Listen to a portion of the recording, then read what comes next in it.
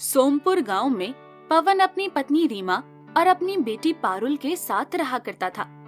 पारुल पढ़ने में बहुत अच्छी थी, इसलिए पवन ने अपनी बेटी को दूसरे शहर पढ़ने के लिए भेजा था और खुद वो गांव में खेती करके अपने परिवार का गुजारा किया करता था।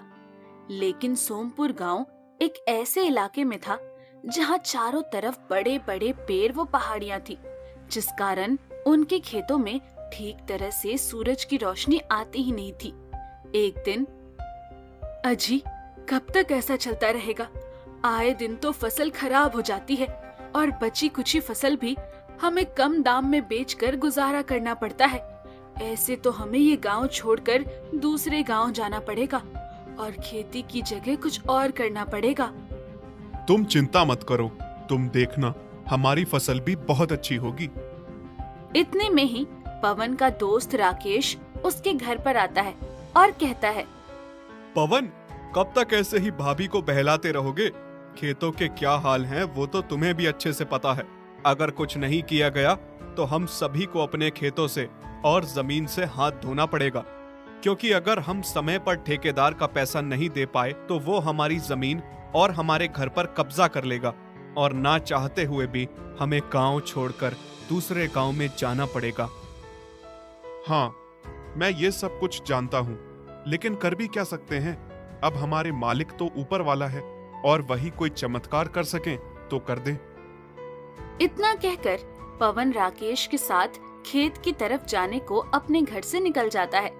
जब दोनों खेत पर पहुंचते हैं तो वो देखते हैं कि पेड़ों से छनकर कुछ सूरज की किरण उनके खेत पर पड़ रही होती है। लेकिन तभी वहाँ पर जमींदार आ जाता है और कहता है, देख लो अपने खेतों को। बस अब ये कुछ दिन के मेहमान हैं और अगर इस साल की फसल तुम्हारी अच्छी नहीं हुई तो तुम अपने खेतों से हाथ धो बैठोगे और मैं यहाँ पर अपना व्यापार शुरू करूंगा। छू। ऐसा कहकर जमींदार वहाँ से चला जाता है। इस पर पवन काफी परेशान होता है, लेकिन वो कर भी कुछ नहीं सकता। शाम के वक्त उसकी बेटी पारुल का फोन आता है और रीमा और पवन दोनों ही उससे बातें करते हैं। बातों बातों में ही रीमा पारुल को यहाँ चल रही परेशानी के बारे में सब बता देती है और कुछ देर बेटी का हालचाल लेकर फोन रख देती है। वहाँ पर बैठे बैठे पारुल अपने पापा और बाकी किसानों की समस्या का कुछ समाधान ढूंढने में लग जाती है और कुछ किताबें पढ़ने और रिसर्च करने के बाद उसे एक ऐसा आइडिया मिलता है जिससे कि वो सभी की प्रॉब्लम को सॉल्व कर सकती है। और यही सोचकर वो सुबह की बस लेकर अपने गांव लौट जाती है। अब पारुल को ऐसे अचानक से आए देख उसके पिता कहते हैं, बेटी, तुम यहाँ कैसे? सब ठीक तो है ना? कोई प्रॉब्लम हो गई क्या? नहीं पापा, सब ठीक है, लेकिन मैं यहाँ आपकी प्रॉब्लम को सॉल्व करने आई हूँ, जिससे ना हमारे खेत बिकेंगे, ना हमारा घर और बाकी किसानों को भी इससे फायदा होगा। लेकिन आखिर ये होगा कैसे? सूर्य की किरण तो हमारे खेतों पर आती ही नहीं है। जादू होगा पापा, जादू, आप बस देखते जाओ। ऐसा कहकर पारुल अपने पिता के साथ खेतों को देखने जाती है, जहाँ वो समझ जाती है कि सूरज की किरण को कैसे खेत तक लाना है। इसके लिए वो प्लान करती है। पापा, अब यहाँ पे सूरज की किरण नहीं आएगी, बल्कि यहाँ पर सूरज की बारिश होगी, जिससे हम सभी की खेत पहले की तरह लहलहा उठेंगे। पारुल मेहनत करने में लग जाती है। सबसे पहले वो एक ऐसी विशाल स्टील की छन्नी बनाती है जो गोल होती है। उसके ऊपर कहीं से भी रोशनी डालो, उसकी रोशनी छन्नी के अंदर ही जाकर गिरती है। अब इस विशाल छन्नी को बना तो लेती है, लेकिन इसे सबसे ऊपर पेड़ पर रखना था ताकि सूरज की रोशनी छन्नी पर आ सके। तो वो सबसे पहले एक पेड़ की डाली पर चढ़कर रस्सी बांधती है और उसका दूसरा सिरा छन्नी से बांध देती है और खुद उसे एक सिरे पर पकड़कर पेड़ के नीचे कूद जाती है, जिससे कि वो छन्नी उस पेड़ के सबसे ऊपर तने पर पहुंच जाती है। और इसके बाद पारुल पेड़ पर चढ़कर उसे सही तरीके से सेट कर देती है। लेकिन तभी वहाँ तूफान आ जाता है और वो छन्नी नीचे गिर जाती है। अब पारुल परेशान होकर के दोबारा से पेड़ पर चढ़ती है और एक बार और उस छन्नी को पेड़ पर टांग देती है। लेकिन तूफान रुकने का नाम ही नहीं ले रहा था। पारुल जितनी बार कोशिश करती, छन्नी वापस नीचे गिर जाती। बेटी, तुम हार क्यों नहीं मान लेती? हम किसानों के नसीब में ही नहीं लिखा हुआ है। लगता है हमें अपनी जमीन जमींदार को दे ही देनी चाहिए। पवन, तू सही कह रहा है। आखिर ये लड़की कर भी क्या सकती है? पारुल ने इतनी मेहनत करी, वही काफी है। अब जाओ बेटी, अब रहने दो ये सब। नहीं, मैं हार नहीं मानूंगी। ऐसा कहकर पारुल एक बार और कोशिश करती है और इस बार छन्नी को अच्छी तरीके से टाइट करके बांध देती है, जिसे तूफान भी छन्नी को हिला नहीं पा रहा था। और अगले दिन सुबह सुबह पारुल कुछ केमिकल को मिक्स करके पेड़ के ऊपर चढ़कर उस छन्नी के ऊपर फैला देती है। केमिकल देखने में कुछ हीरे जैसा चमक रहा था। देखने में वो एक हीरे का पिसा हुआ आटा लग रहा था। किसी को कुछ समझ नहीं आ रहा था कि आखिर होने वाला क्या है। इतने में ही सूरज उग जाता है। सूरज उगने के बाद पहले किरण जब उस छन्नी पे पड़ती है तो वो किरण उस केमिकल से होकर के सभी के खेतों पर पड़ने लगती है और देखने पर ऐसा लगता है जैसे सूरज की बारिश हो रही है और सभी के खेतों में सूरज की किरणें जाने लगती है, जिससे खेत हरे भरे होने लगते हैं। ये देख सारे किसान खुश हो जाते हैं और पारुल की तारीफ करने लगते हैं। अरे वाह बेटी, तुमने तो हम सब की समस्या का समाधान चुटकियों में कर दिया। तुम जैसी बेटी होना भी गर्व की बात है। आखिर बेटी किसकी है? इतने में वहाँ जमींदार जाता है और ये सब देख वो कहता है, अरे इस सब का कोई फायदा नहीं है। तुम लोगों को सूरज की बारिश भी नहीं बचा सकती। मैं भी देखता हूँ कब तक तुम्हारा ये सब चलता है। ये जमीन मेरी है और मैं इसे हासिल करके ही रहूंगा। अच्छू। रुक जाओ, ये पेड़ नहीं कटेंगे। तभी वो पीछे मुड़कर देखते हैं तो पीछे इस गांव के नेता खड़े थे। उनके साथ पारुल भी खड़ी थी। तभी नेता कहते हैं, रमन, तुम्हारी हिम्मत कैसे हुई इन पेड़ों को कटवाने की? ये पेड़ हमारी धरोहर हैं और किसी का हक नहीं है पेड़ काटने का। और तूने पेड़ काटने की कोशिश करी, इसलिए तुझे जेल जाना पड़ेगा। मुझे माफ कर दो। ऐसा कहकर नेता रमन जमींदार को पुलिस के हवाले कर देते हैं और साथ ही साथ घोषणा करते हैं, आप सभी किसानों को अब डरने की कोई जरूरत नहीं है। पारुल बेटी ने मुझे सब बता दिया है। मैं आपको ज्यादा से ज्यादा सरकार से सुविधाएं दिलवाऊंगा और साथ ही साथ खेतों में काफी मदद करवाऊंगा, जिससे कि आपकी फसल अच्छी हो और आपको गांव छोड़कर नहीं जाना पड़े। और साथ ही साथ पारुल के इस अनोखे आइडिया को मैं बाकी गांव तक पहुंचाऊंगा, जहां पर सूरज की रोशनी नहीं आती है, और पारुल को हम इस सब का इंचार्ज बनाते हैं। नेता की बात सुन गांव वाले बहुत खुश होते हैं और पारुल की तारीफ करते हैं। और उसके बाद से सभी गांव वाले हंसी खुशी अपनी खेती करने लगे और पारुल भी अपने आइडिया से कई किसानों की मदद करने लगी। मनोहरपुर नाम का एक बहुत सुंदर गांव था। वो गांव वादियों में बसा हुआ था। आसपास बहुत सारे पहाड़ थे। पहाड़ों से घिरे इस गांव में राम मोहन नाम का एक बहुत मेहनती किसान रहता था। राम मोहन अपने घर आता है। मालती उसे पानी लाकर देती है। लीजिए जी, आप सुबह से खेत में काम कर रहे थे, थक गए होंगे। मैं आपके लिए खाना लगाती हूँ। हाँ मालती, बीज तो बो दिए हैं, पर अगर पिछली बार की तरह इस बार भी पहाड़ और पेड़ों की वजह से सूर्य की किरणें हमारे खेत तक नहीं पहुंची तो सारी मेहनत बर्बाद हो जाएगी। नहीं जी, ऐसा कुछ नहीं होगा। इस बार भगवान हमारा साथ देंगे। आपकी मेहनत बर्बाद नहीं जाएगी। हाँ, उम्मीद तो है। अच्छा, एक खबर है। मोहित का फोन आया था। उसकी छुट्टी है तो वो 2 महीने के लिए घर आ रहा है। कल सुबह पहुंच जाएगा। अरे वाह, आपको ये बात पहले बतानी चाहिए थी। मुझे कितनी तैयारी करनी है उसके स्वागत की।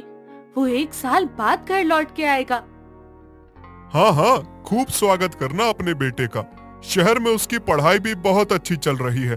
वो बहुत होनहार है, हमारा नाम रोशन करेगा।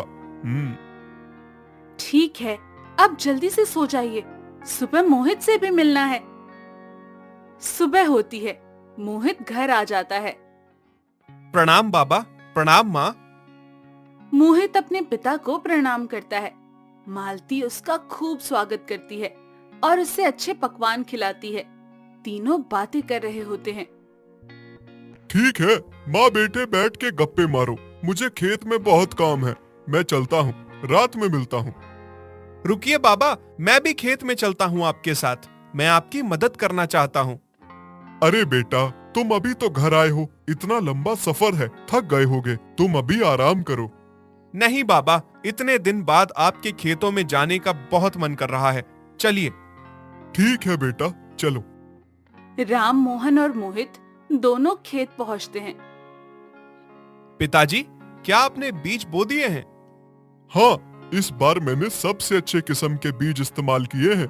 बस अब सही पानी और सही रोशनी मिले तो हमारी फसल लहलहा उठेगी। पर पिताजी, इतना सवेरा तो हो चुका है। अब तक तो सूरज की किरण यहाँ तक पहुँच जानी चाहिए थी, लेकिन हमारे खेत में बिल्कुल भी धूप नहीं पहुँच रही है। क्या बताऊं बेटा, पिछले साल भी इसी वजह से हमारी फसल की जड़ कमजोर हो गई थी। सूरज की रोशनी पहाड़ों की वजह से यहाँ तक नहीं पहुँच पाती है। पहाड़ों को तो हम हटा नहीं सकते, अब तो बस भगवान ही हमारी मदद कर सकते हैं। पिताजी, इसका इंतजाम तो हमें खुद ही करना पड़ेगा। सूरज अपनी दिशा तो बदलेगा नहीं, हमें ही अपनी बुद्धि का इस्तेमाल करके कुछ करना पड़ेगा। बेटा, हम कैसे सूरज की दिशा बदल सकते हैं? यह तो असंभव है। बाबा, विज्ञान के आगे कुछ भी असंभव नहीं होता। हमें इस बारे में पढ़ाया गया है कि कैसे हम रोशनी की दिशा बदल सकते हैं। आप मुझ पर छोड़ दीजिए। मोहित घर जाता है, अपनी किताबें निकालता है और साइंस के रिफ्लेक्शन के बारे में पढ़ना शुरू करता है। वो इंटरनेट और बुक्स की मदद से सारी जानकारी इकट्ठा करता है। वो समझ लेता है कि कैसे रिफ्लेक्शन की मदद से वो अपने खेत की परेशानी दूर कर सकता है। अपने गांव में घूम घूम कर शीशे जमा करना शुरू करता है। वो सभी के घरों और दुकानों पर जाकर बड़े छोटे शीशे जमा करता है। बेटा, तुम ये शीशे क्यों जमा कर रहे हो? तुम करना क्या चाहते हो? पिताजी, अब बस देखते जाइए, मैं आपकी परेशानी हमेशा के लिए दूर कर दूंगा। मोहित पहाड़ों से रस्सी बांधकर ऊपर चढ़ता है। वो बहुत ही मुश्किल और कठिनाइयों से ऊपर तक पहुंचता है। एक एक करके रस्सी की मदद से शीशे पहाड़ के ऊपर पहुंचाता है। फिर उन्हें वहां लगाने के लिए स्क्रू का इस्तेमाल करता है। उसके पैर जख्मी हो जाते हैं। शीशे से उसका हाथ भी कट जाता है, लेकिन वो हार नहीं मानता है। वो दिन रात लगे रहता है और पहाड़ पर शीशों को ऐसे लगाता है कि सूरज की किरणें सीधा शीशों पर गिरकर रिफ्लेक्ट होती है और फिर राम मोहन के खेत पर गिरती है। जैसे ही मोहित का काम खत्म होता है, राम मोहन के खेत के साथ साथ आसपास के सारे खेत भी सूरज की किरणों से खिल उठते हैं। सभी के खेतों पर अच्छी रोशनी आती है। वाह मेरे बेटे, तुमने तो कमाल ही कर दिया। ये तो जादू है। तुमने तो सूरज का रुख मोड़कर हमारे जीवन में उजाला कर दिया। मुझे तुम पर गर्व है बेटा। अरे पिताजी, ये सब तो विज्ञान का कमाल है। अब देखना आप सबकी फसल कैसे लहरा उठेगी। मोहित के इस जुगाड़ से राम मोहन की फसल लहलहा उठती है। अच्छे बीज, उपयुक्त पानी और धूप मिलने से उसकी फसल बहुत ही अच्छी और स्वस्थ होती है। कटाई का मौसम आने पर राम मोहन उसे बेचकर अच्छे पैसे कमाता है। उसका परिवार बहुत खुश रहता है। गांव के अन्य किसानों को भी इससे फायदा होता है। गांव के कपटी जमींदार धनसुख को ये फूटी आंख नहीं भाता। वो एक दिन राम मोहन के खेत पहुंचता है। अरे धनसुख सेठ, आइए आइए, आप आज यहाँ कैसे? अरे सही, पूरे गांव में तुम्हारे बेटे का किए कारनामे की चर्चा है, तो मैंने सोचा मैं भी देख आऊं। हाँ सेठ, मोहित ने हमारी बहुत बड़ी समस्या हल कर दी। फसलों को अब सही धूप मिल रही है। लेकिन ये बताओ, ये फसल खाने के लायक है भी या नहीं? ये तो तुमने सूरज भगवान के साथ छेड़छाड़ कर दी। ये तो आर्टिफिशियल रोशनी है। इससे उगी हुई फसल सेहत के लिए नुकसानदायक होवे है। रुको, मैं आज ही सरपंच को बुलाता हूँ, उन्हें कहकर तुम्हारी यह शीश महल तोड़वाता हूँ। तुम लोगों की सेहत के साथ खेल रहे हो। इतना कहकर धनसुख वहां से चला जाता है। राम मोहन को धनसुख का स्वभाव पता था, पर वो डर जाता है। वो जाकर सारी बातें मोहित को बताता है। अरे पिताजी, आप चिंता मत करिए, आने दीजिए सरपंच जी को। धनसुख की बातों का कोई तुक नहीं है, मैं सरपंच जी को समझा दूंगा, आप चिंता मत करिए। सरपंच, धनसुख, राम मोहन और मोहित खेत पहुंचते हैं। पहाड़ पर लगे शीशों को देखकर सरपंच की आंखें चौंक जाती है। राम मोहन, धनसुख मुझे बता रहा था कि तुम आर्टिफिशियल तरीके से फसल उगाकर लोगों की सेहत के साथ खिलवाड़ कर रहे हो। मैं अपने गांव में यह सब बर्दाश्त नहीं करूंगा। मेरे गांव वालों की सेहत मेरे लिए सबसे ऊपर है। बताओ, आखिर क्या चल रहा है? नहीं सरपंच जी, ऐसा कुछ नहीं है। यह जुगाड़ तो मेरे बेटे ने हमारी धूप की समस्या को दूर करने के लिए लगाई है। अरे, तुम्हारा जुगाड़ गया तेल लेने। सरपंच जी, मैं तो कहता हूँ आप इसके सारे शीशे तोड़वाने का आदेश दे दो अभी। नहीं सरपंच जी, ऐसा मत करिए।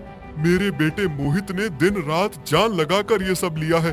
हमारी और हमारे दूसरे किसानों की परेशानी भी दूर हुई है और इससे कोई नुकसान नहीं है। जी हाँ सरपंच जी, ये साइंस है। रिफ्लेक्शन से जो किरणें आती हैं वो आर्टिफिशियल नहीं होती, वो बस दिशा बदलती हैं। उन पर और कोई फर्क नहीं पड़ता। मैं अपने कॉलेज के प्रोफेसर से आपकी बात करवाता हूँ। आप हमारी नहीं, पर वो तो पढ़े लिखे हैं, उनकी बात पर तो भरोसा करेंगे। वो देश के बहुत बड़े ज्ञानी हैं। मोहित अपने प्रोफेसर से सरपंच की बात करवाता है। प्रोफेसर सरपंच को समझाते हैं कि रिफ्लेक्शन क्या होता है। सरपंच समझ जाता है कि इससे कोई नुकसान नहीं है। मैं राम मोहन और मोहित को गांव का भला करने के लिए पुरस्कार देना चाहता हूं। इनके इस काम से बहुत सारे लोगों का भला हुआ है। हम सभी को इन पर गर्व है। इसके बाद गांव